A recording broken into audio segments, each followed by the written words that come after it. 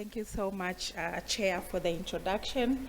I'm going to give a presentation on depression triggers in adolescent girls and young women that have enrolled in the DREAMS program. Just a bit of background here. Depression is a significant public health issue and the primary cause of disability-adjusted life years lost among the adolescents and young adults. It exerts a substantial negative impact on their well-being and as well as their functioning. Adolescent girls and young women globally face a greater burden of depression and doubled lifetime risk compared to their male counterparts. We implement the Circuits project, which is PEPFAR funded through CDC in 3 districts of Zambia, and we implemented the interpersonal group therapy among the adolescents that were enrolled in the DREAMS program to identify the triggers of depression. A cross-section analysis of the data that we have collected from October last year to March this year among the adolescents and young women aged 10 to 24 years who were diagnosed with depression. We screened the adolescents with a call to action form and then gathered baseline information on the symptoms of depression that they presented with. And then the AGYWs with depressive symptoms were further assessed using the Patient Health Questionnaire, the PHQ-9.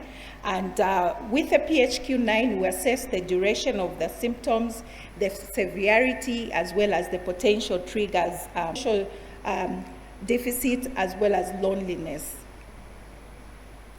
I'll share the results that we have from the assessment that we did.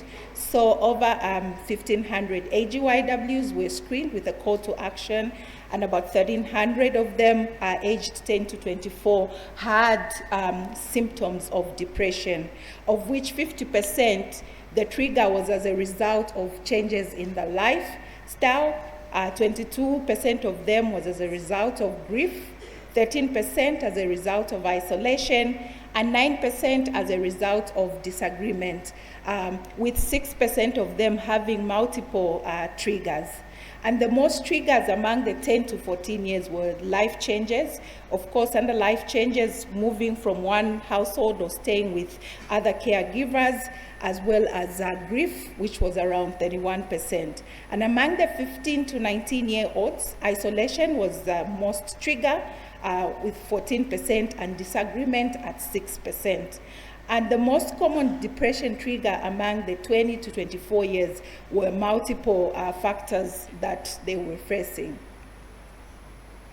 In conclusion, vulnerable AGYWs in the DREAMS program need mental health support and care to cope with and recover from their depression.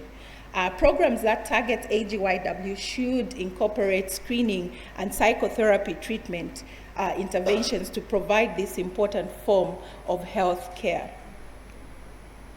I would like to acknowledge the following: the Ministry of Health, PEPFAR, CDC, University of Maryland, CIEB Zambia, Strong Mind Zambia, as well as the beneficiaries of the program. Thank you so much.